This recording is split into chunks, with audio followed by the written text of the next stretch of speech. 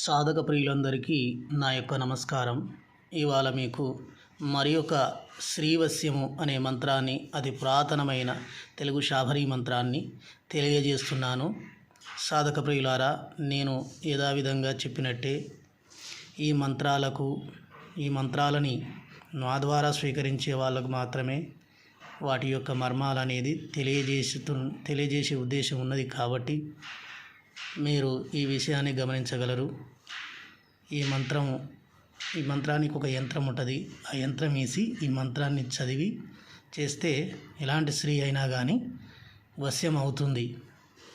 ఈ మంత్రాన్ని నేను ఉపదేశం చేసి దీక్షగా ఇవ్వడానికి 10,116 నేను తీసుకోవడం జరుగుతుంది. అతి పురాతనమైన ఈ శాబరీ మంత్రాలు 3 తరాల నుంచి వస్తున్న మేము ఇదే వృత్తిలో ఉన్నాము కనుక నేను తెలియజేస్తున్నాను. ఇది గమనించగలరని నా యొక్క మనవి. ఎవరైనా కావాలనుకునే వాళ్ళు డబ్బు తయారు చేసుకొని మేము దీక్షగా తీసుకొని దాన్ని సిద్ధింపజేసుకొని మేము వాడుకుంటాము, ఆ మంత్రాన్ని అనుకున్న వాళ్ళు మాత్రమే నాకు ఫోన్ చేయగలరని మనవి. అలా లేని వాళ్ళు నాకు ఫోన్ చేసి నా సమయాన్ని వృధా చేయొద్దని మరొకసారి నేను మనవి చేసుకుంటున్నాను.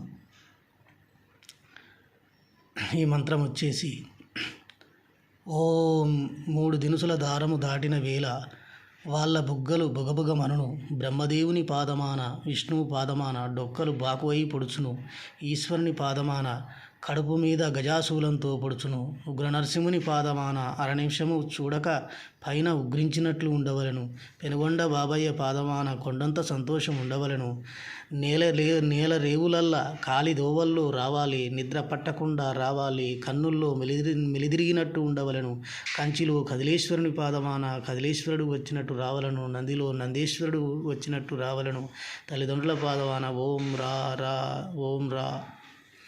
ఈ విధంగా ఈ మంత్రం అనేది ఉన్నది.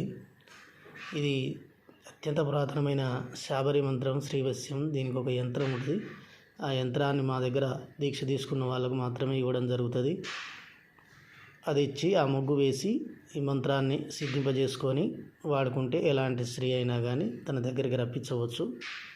ఇది ఈ విధంగానే శాస్త్రవిధి ఉన్నది కాబట్టి నేను తెలియజేస్తున్నాను.